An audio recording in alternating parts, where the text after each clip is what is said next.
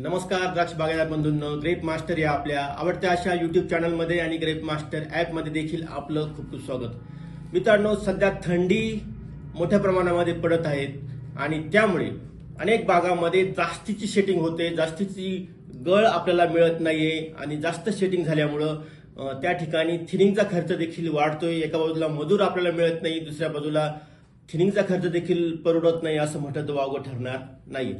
तर ह्या थंडीमुळे जास्तीची शेटिंग आपल्या बागेमध्ये होऊ राहिली आहे, परंतु नॅचरल थिनिंग होणं ही अतिशय महत्वाची गोष्ट आहे. नॅचरल थिनिंग किंवा कृत्रिम थिनिंग करणं अतिशय महत्वाचं आहे. जर तुम्ही नॅचरल थिनिंग केली नाही तर काय होतं, एक तर आपल्याला मजुरीचा खर्च जास्त वाढतो, त्याच वेळेस कात्रीनं जास्तीचे मणी काढावं लागतात, त्यामुळे घड कडक होतात. त्याचबरोबर चांगल्यापैकी स्टोरेज वेळ लागतो, त्यामुळे बरेच स्टोरेज आपलं वाया जातं. त्याचबरोबर घडाचा आकार देखील बिघडतो आणि त्यामुळे नॅचरल थिनिंग होणं अतिशय अतिशय महत्वाचं आहे.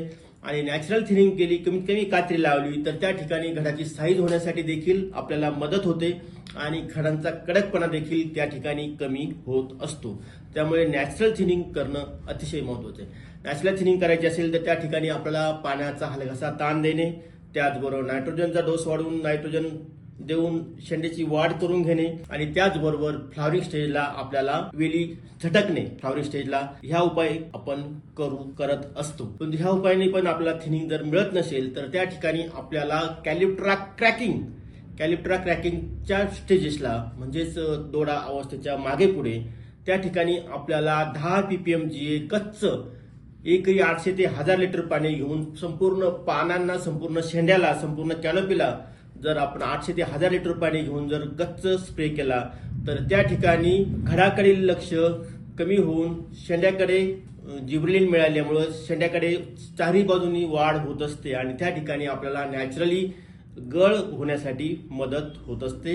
त्याचबरोबर 50% फ्लॉवरिंगमध्ये पण आपण एखादा 10 ते 15 ppm GA नक्की घेऊ शकतो. परंतु ह्या GA पण आपली जर गळ होत नसेल तर त्या ठिकाणी मात्र आपल्याला थोडंसं सल्फर 300 ग्रॅम अधिक युरिया 300 ग्रॅम अधिक 10 ते 20 ppm GA एकत्र घेऊन गच्च स्प्रे आपल्याला त्या ठिकाणी घ्यायचा आहे. ह्या स्प्रेनं पण तुमच्याकडे गळ झाली तर खूपच चांगली गोष्ट आहे, पण जर गळ होत नसेल तर त्या ठिकाणी तुम्हाला कॅल्शियम क्लोराईड 400 ते 500 ग्रॅम अधिक 10 ppm GA एकत्र घेऊन गच्च असा स्प्रे तुम्हाला देणं अत्यंत गरजेचं आहे. एवढंही करून हे दोन्ही स्प्रे देऊन जर तुम्हाला गळ मिळत नसेल तर त्या ठिकाणी तुम्हाला 100% मध्ये ज्या ठिकाणी तुम्ही पुश स्प्रे किंवा सेटिंग स्प्रे घेत असता, एशचा स्प्रे कदाचित तुम्ही घेत असतात किंवा बम स्प्रे घेत असतात, त्या ठिकाणी तुम्हाला 1 किलो सल्फर अधिक 1 किलो युरिया एकत्र घेऊन एशेस मशीन मध्ये घेऊन अधिक 10 ग्रॅम GA घेऊन एक एशेचा स्प्रे जर तुम्ही सल्फर अधिक युरियाचा जर दिला तर त्या ठिकाणी तुम्हाला नक्कीच